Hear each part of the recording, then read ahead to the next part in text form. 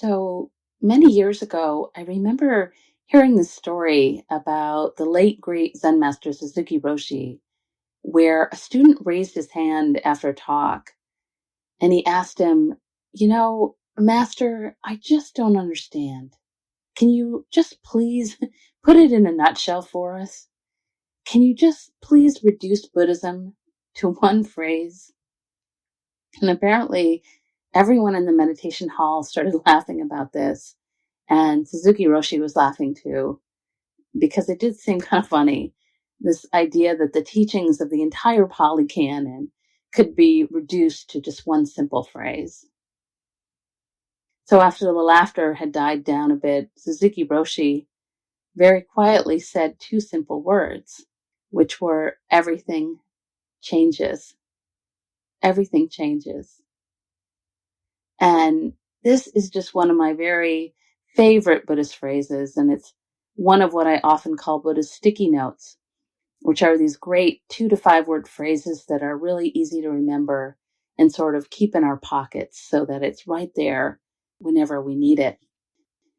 And this past year, I've really been keeping this particular phrase very close because the changes in my own life have just felt really overwhelming for so many different reasons. And of course, I absolutely know that I am not alone in this, in experiencing overwhelming change this past year. Especially during this difficult time of the pandemic, many different things in all of our lives have changed.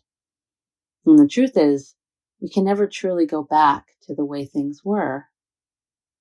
And if we think about it, this is actually always true, isn't it? Even though we might not want to believe it sometimes.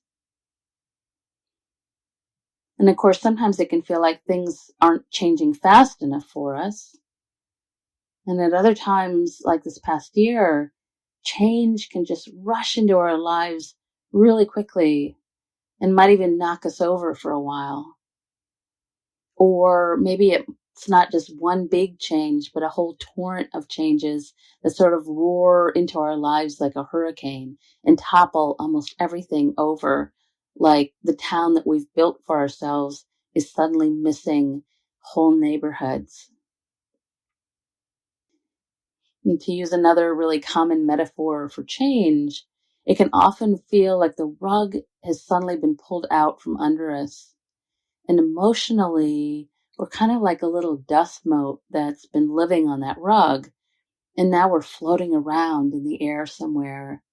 And we can't really see or predict where we might land next or even when that might be.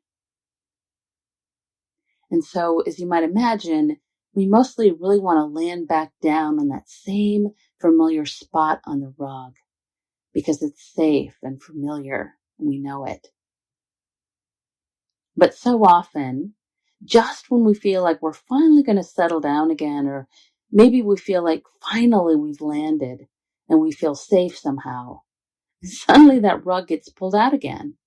And there we are, back up in the air, without any ground beneath our feet again. And so a really great question that we might ask ourselves is, has this ever really been different? Honestly, throughout our lives, have we ever really, truly, fully landed? There's something to think about. According to the Buddhist teachings, this ongoing sense of not quite ever being able to settle is actually not a problem. It's simply the reality of living in this world. In fact, if we think about it, the only thing in our lives that is constant is change itself. Change and, of course, uncertainty. Because the truth is, none of us can ever fully, accurately predict what's next. The problem is, we tend to think that this constant change or impermanence is what is making life difficult for us, when what's actually making us suffer is our resistance to the reality of this uncertainty. The teacher Stephen Cope tells us this.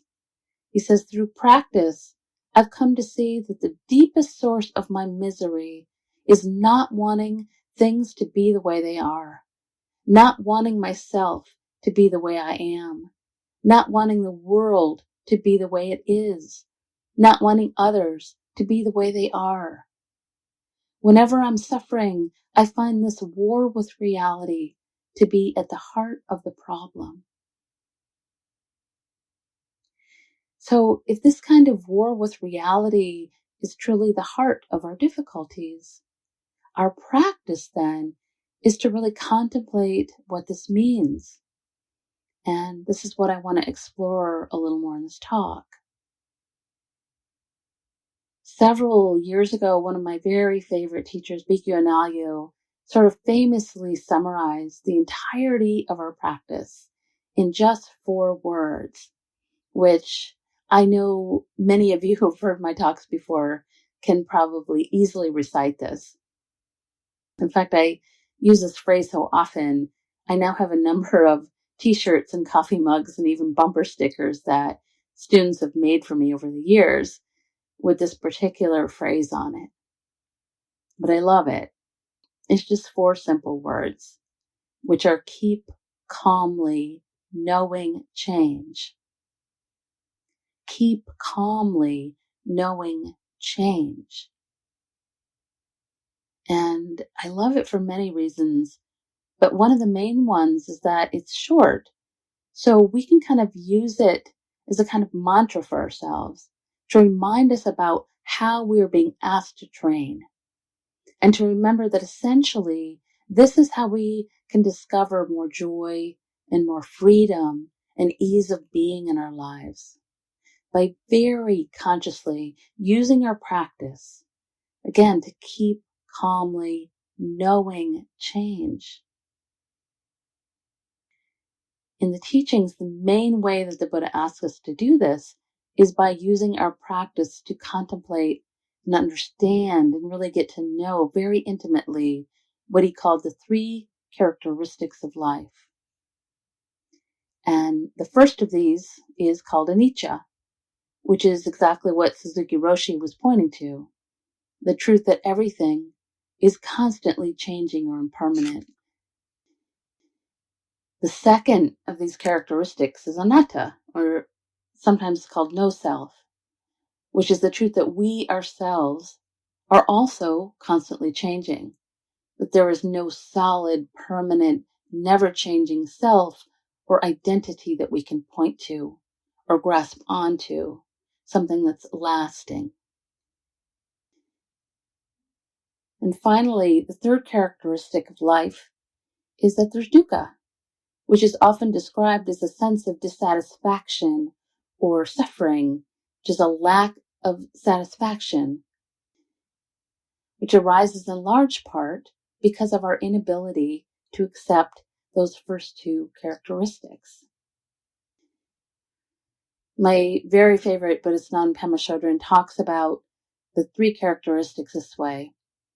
She says, our discomfort arises from all our efforts to put ground under our feet, to realize our dream of constant okayness. And I just love that, because if we're honest, isn't that what we all really want? Constant okayness? Or maybe how we think somehow life is supposed to be? If we truly investigate our underlying beliefs, we might recognize that we tend to want everything to be mostly constantly okay, or maybe permanent, everlasting, reliable. And of course, this includes our view of ourselves and even others. Another great question that Pema often asks that relates to this is, what is it like to realize that we can never completely and finally get it all together? Especially for those of us who are perfectionists, there tends to be this underlying belief that someday if only this or that will finally reach that sweet spot. And as a kind of inquiry, we might even consider how often this belief crops up. This belief that we can maybe finally get there to that place of perfection, which of course we hope will just stay that way.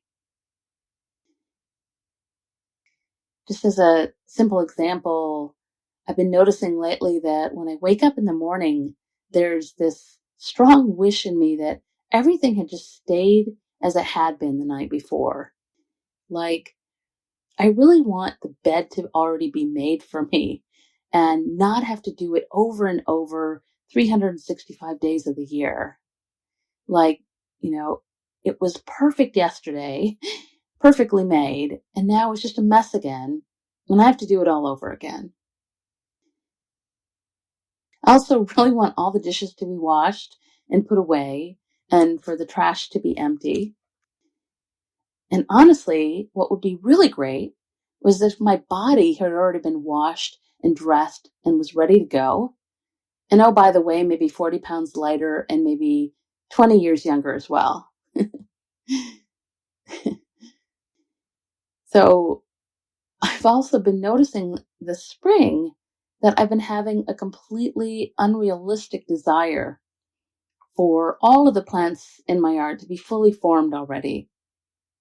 I really wish that everything was just in full glorious bloom right now, and that it would, of course, just stay that way for the entire year.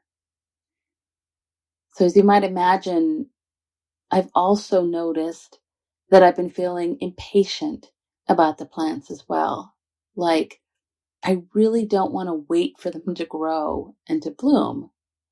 So much so that I've actually found myself talking to the new seedlings and saying things like, come on now, let's go. Like, hurry up already.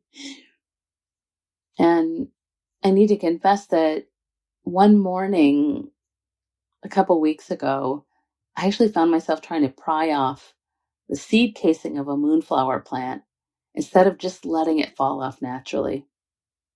And when I recognized what I was doing, I actually laughed out loud because I realized that I've been quite literally trying to control Mother Nature. So in a very real way, I have been waging war with the reality of what is.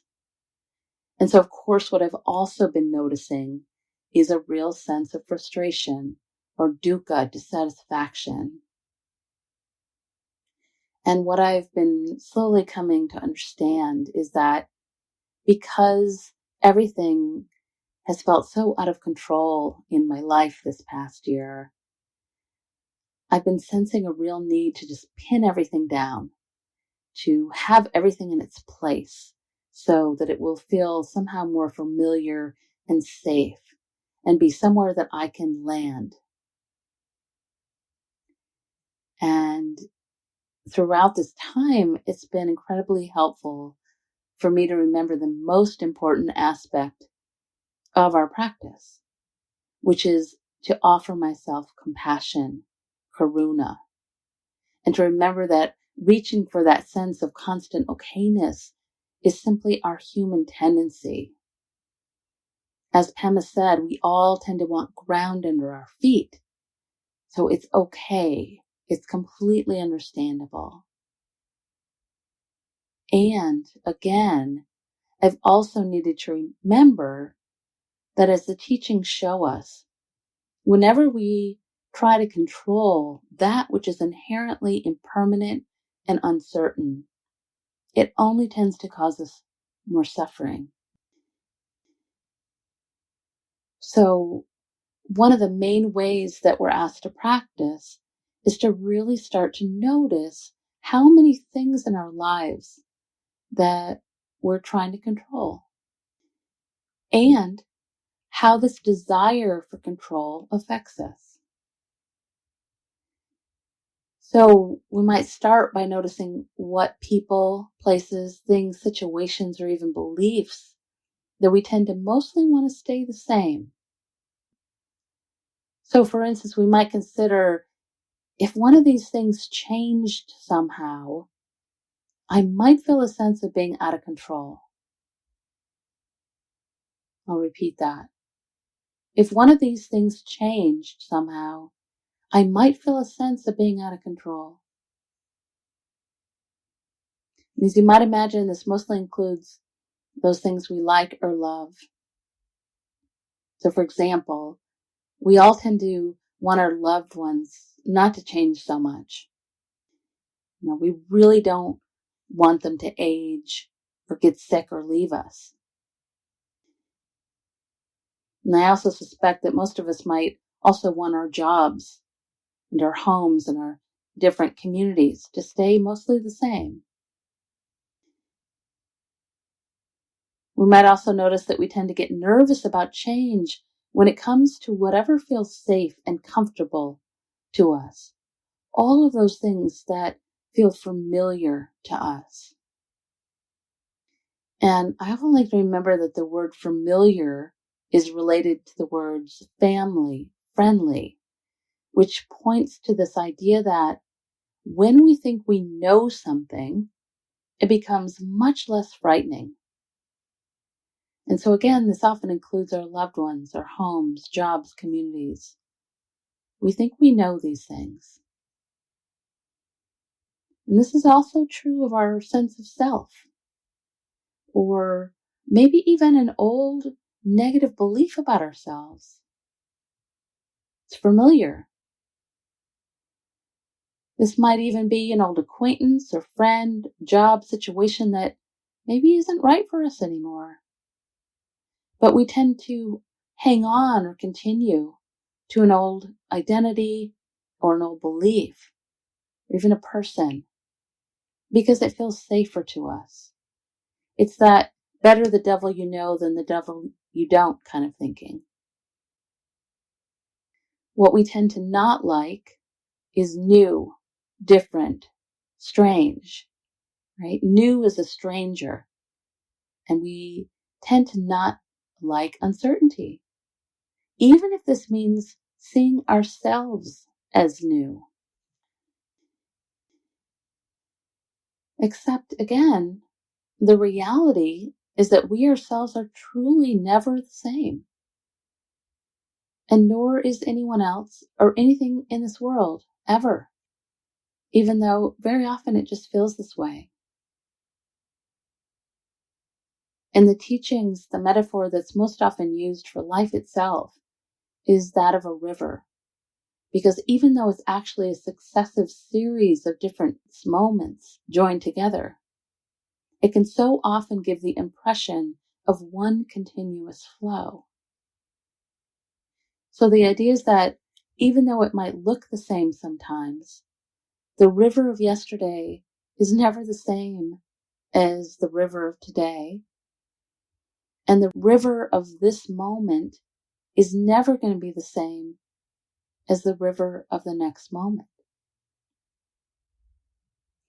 And as much as we might try, again, the truth is that none of us can stop this flow. It's simply what we live in. And it's also who we truly are. We ourselves are a flow of experience. We are each a form of anicca. We are impermanence itself. About 28 years ago now, when I first met my husband, Brent, he owned a business where he made custom-made windows. And when we moved into the little farm cottage where we live today, he showed me how our sort of old ancient front window is literally melting.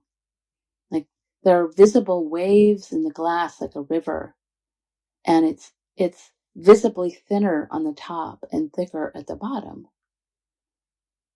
And so every day now when I look outside this window, I think about this, and it reminds me that everything in this universe is a part of that flow, including ourselves. And in our practice, we can notice this constant flow by noticing, for instance, that in every moment various thoughts are arising and passing in each of us constantly. We might notice that even our emotional states keep changing from minute to minute, right? One moment we're happy, another moment we're sad, one moment we're super concentrated, another we're distracted and forgetful, all in accordance with certain conditions, which themselves are also constantly changing. You might even reflect on how many times your emotions changed just today, right? Just think about that. How many times did this change just today? You might even think back to whatever happened in your life yesterday, right? What happened to that? Is it still somehow here somewhere? And can you actually hold it? Or is it a kind of dream now, a memory in the mind? And what about tomorrow, right?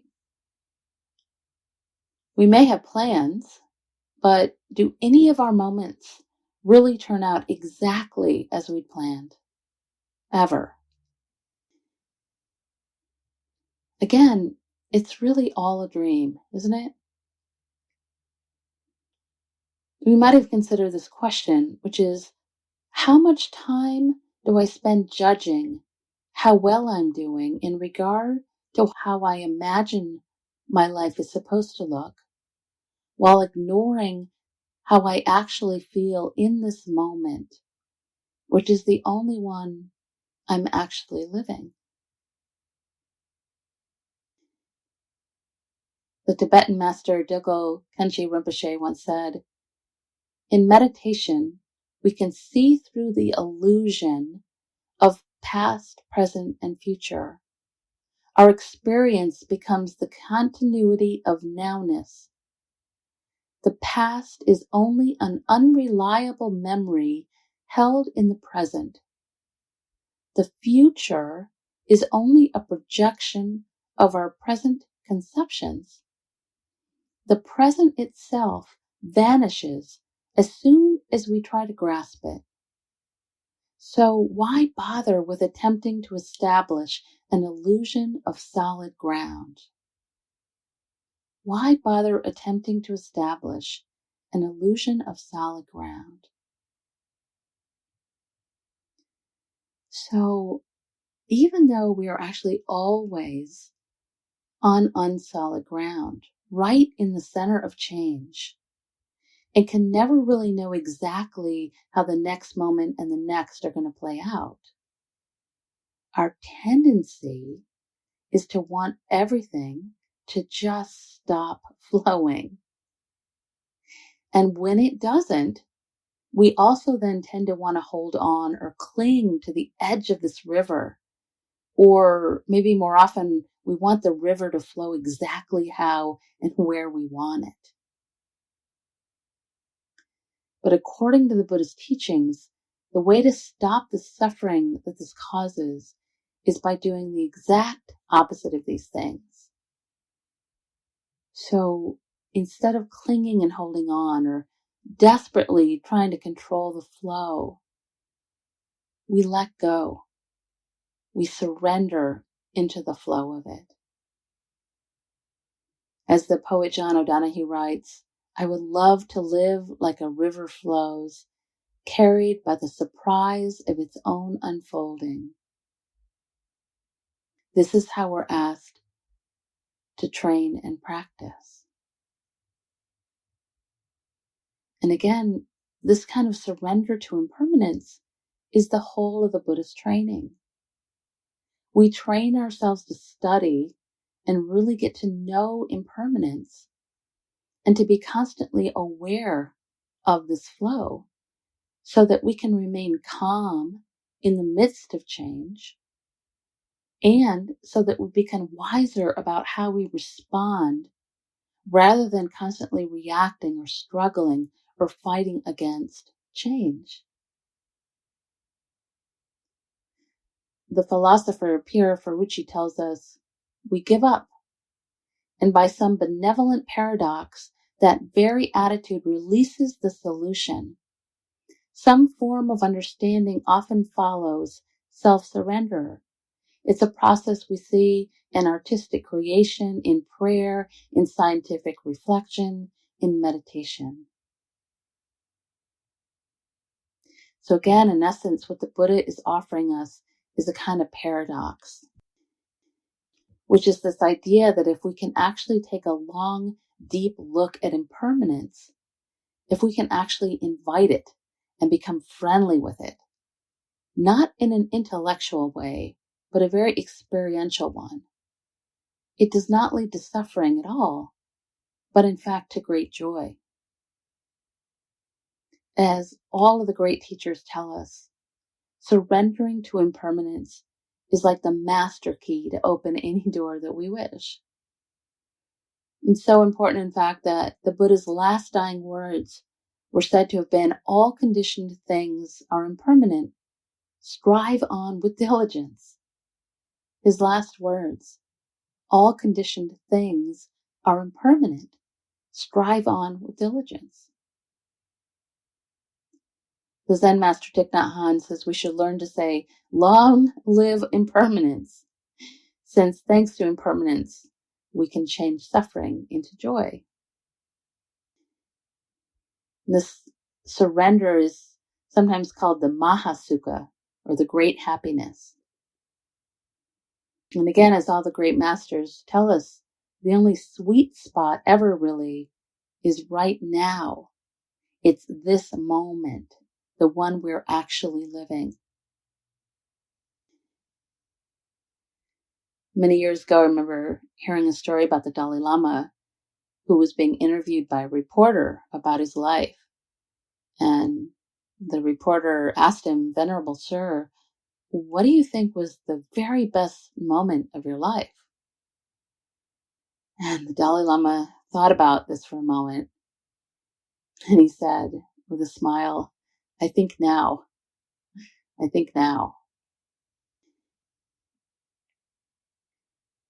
As we continue to practice in this way, more and more, what happens is that we begin to trust that we can simply rest in the present moment and in the unknowing itself.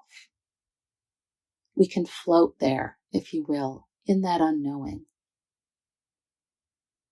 To quote one of my very favorite poets, the late Mary Oliver, "Though I play at the edges of knowing, truly I know our part is not knowing, but looking and touching and loving." We might even start to notice that the more we can learn to let go, the more we can move through life without thinking, quote, this or he or she or I should or should have been different. So, for instance, when something happens that kind of shakes up our world in a way, we can suffer for so many more years than necessary by clinging to one simple belief, which is it shouldn't have happened. It shouldn't have happened. But instead of clinging on so tightly, we might try simply grieving fully whenever grief arises, for as long as it arises, flowing fully with all the stages of grief, and acknowledging that this is how it is now, or this is what happened. In the Zen tradition, there's another wonderful phrase that I love, which is very simple. It's, this is it. This is it. Which is always and forever followed by the question, now what? Now what? What is the wisest, most compassionate response to this person, situation, or even myself? Now what? And if we think about it, if this is it, is actually change itself, we might instead try saying, everything changes. Now what? Everything changes. Now what? Because truly, a response to change is the only thing that we ever have control over, how we respond, right? Now what? And as the training shows us, the more we can practice fully acknowledging and bowing to this is it, and awakening to our lives as it is, what happens is that we start to begin to feel everything more fully. We discover the joy of experiencing all of it. All of this is it. All of the change. And we start to be better able to ride the waves of what are often called the 10,000 joys and the 10,000 sorrows of life. And actually meet or greet these just as they are and not how we want them to be. And gradually, through our practice, as we learn to stop fighting so much or trying to control so much of it, we find ourselves becoming more and more grateful for life itself because we know so much more how precious and fleeting it is. You know, everything and everyone around us, all of our experiences, all of our sights and smells and tastes and loved ones, and even all of those tiny buds that are growing or the cicadas. We can watch each of them in the moment and just simply be amazed at the process. And the more that we can practice in this way, gradually life itself becomes so much more special and precious because we are more awake to the truth of impermanence. We start to fully recognize that nothing will be here forever. And of course, this includes ourselves.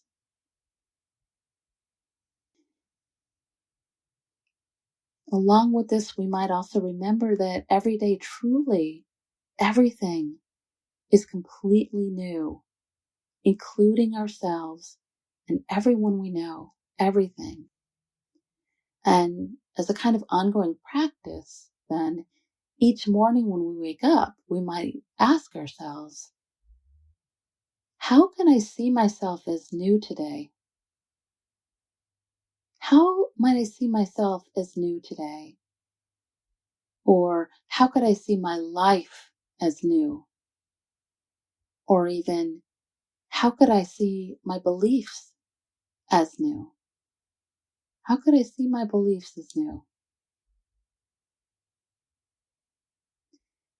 And before I finish and offer a meditation on impermanence, I'd like to invite you to listen to how Pema Chodron describes what happens when we finally let go and allow ourselves to rest in impermanence itself. She says, when you have this kind of genuine connection with yourself and the world, you may begin to encounter wakefulness. You suddenly feel as if you're in a vast, wide open space with unlimited breathing room. It's as if you've stepped out of a small, dark, stuffy tent and found yourself standing at the rim of the Grand Canyon. This is the place of just being. It's not an otherworldly, ethereal place. You haven't transcended the ordinary details of your life. Quite the opposite. You've finally contacted them 100%, and they've become a doorway to what is called sacred world. Sacred not in the sense of religious or holy, but in the sense of precious, rare, feeling fundamentally genuine and good.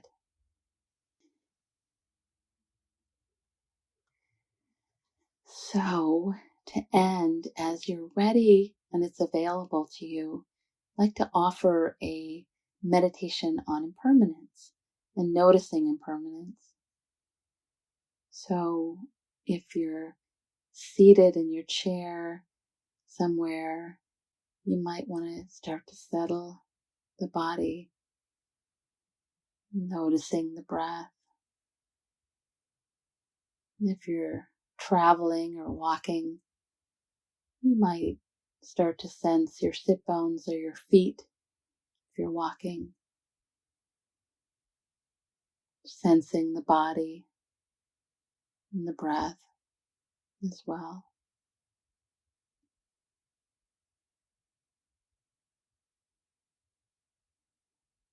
You might begin by just taking a nice deep breath in, filling the body, and a slow exhale, letting go, letting everything kind of settle a little.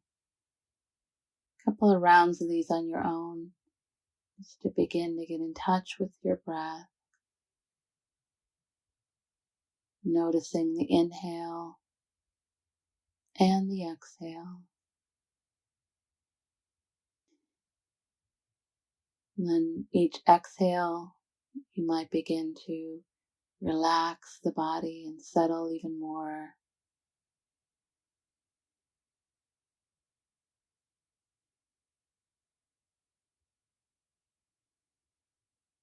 You might imagine the skin all around the body softening.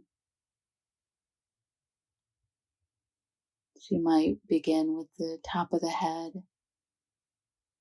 letting your awareness flow down the face, softening the eyes and the cheeks and the jaw,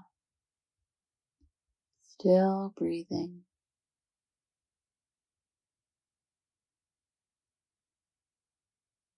You might notice the neck and shoulders, allowing the shoulders to drop.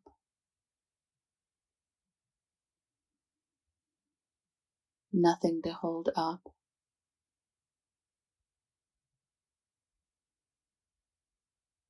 You might notice the tummy area. See if you can soften here a bit, the tummy.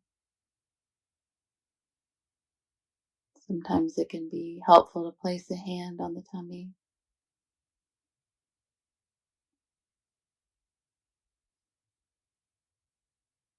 You might also sense your sit bones if you're seated.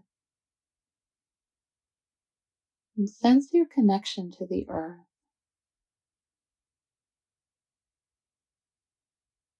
If you're walking, you might sense the bottom of your feet, also noticing your connection to the earth.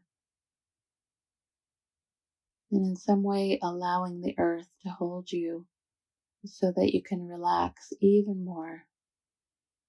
You feel supported and connected to the earth. Letting go.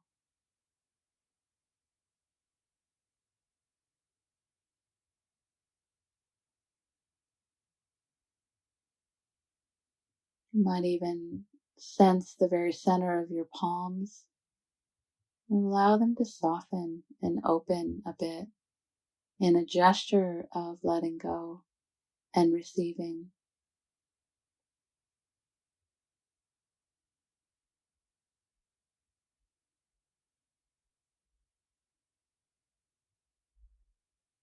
And then you might start to let go of control of the breath a bit and see if you can allow the body to simply receive the inhale and let go on the exhale. It's okay if there's some control at first, that's natural. It's fine. But see if you can gradually start to let go and just watch the body as it breathes.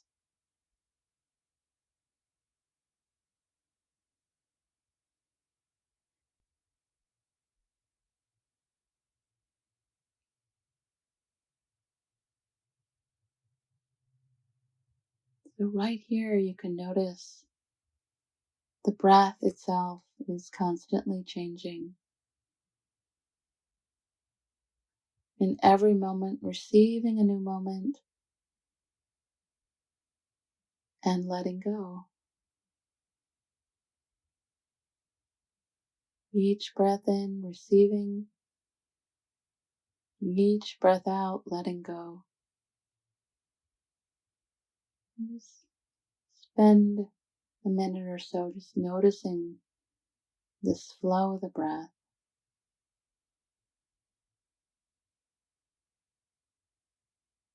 Noticing how the body expands and contracts with the breath.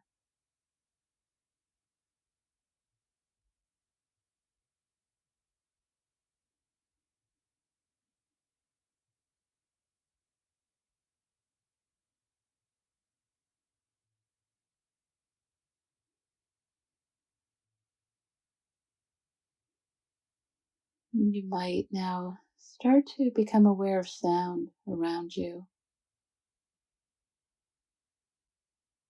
And again, noticing how the body receives sound and then it passes. And that you really have no control about what is received and when this stops. Just noticing the flow of sound.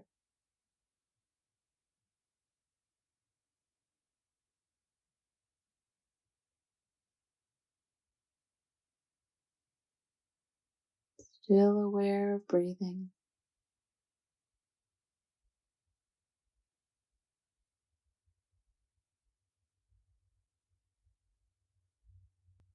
You might now begin to notice body sensations. Notice the body. And notice that it too is constantly changing, moving, alive. So there's areas of warmth, coolness, tingling, maybe achiness, tiredness, tightness, relaxed areas.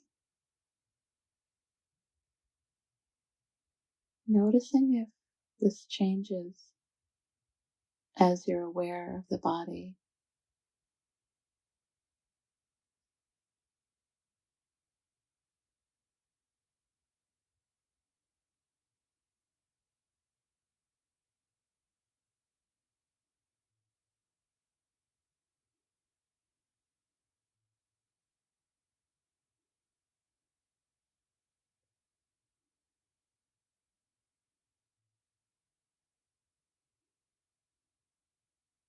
You might now become aware of your thoughts. Without attaching to your thoughts, you might just notice how they arrive and pass, just like clouds through a sky.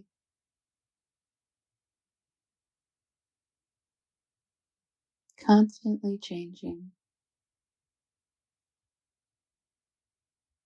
No need to push the thoughts away, follow them. Just see if you can notice the thoughts as they arise and pass, returning back to the body, the breath, this moment.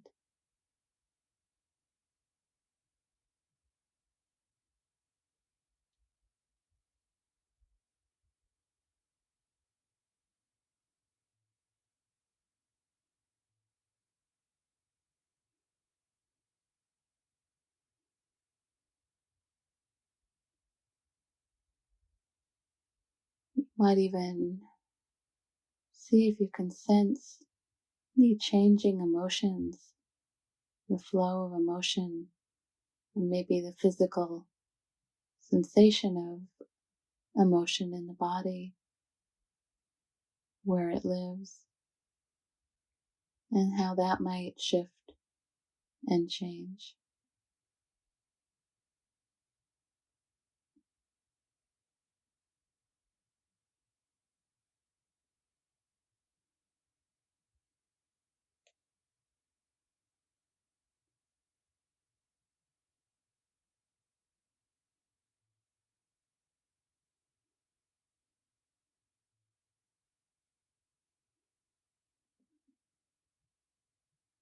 And finally, I'd like to invite you to see if you can simply rest in awareness itself. Would it be possible for you to just simply be aware of all of these changes that are flowing through, and keep calmly knowing change? Keep calmly knowing change.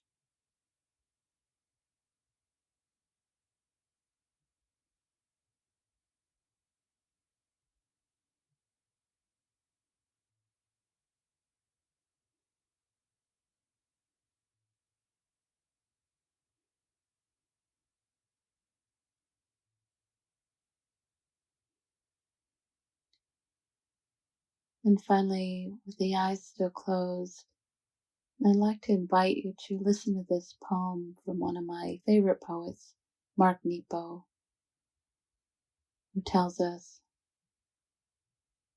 "I've been watching stars rely on the darkness they resist, and fish struggle with and against the current, and hawks glide faster when their wings don't move.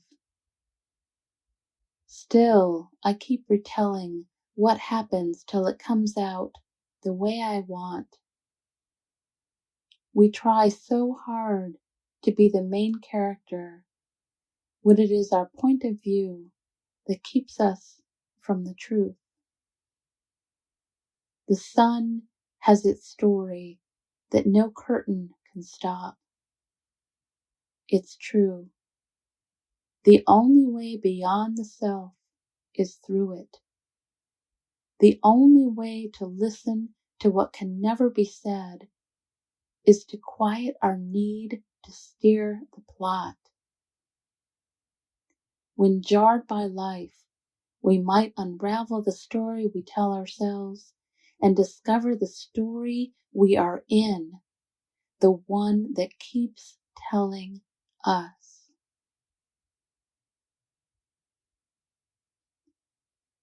Namaste and blessings.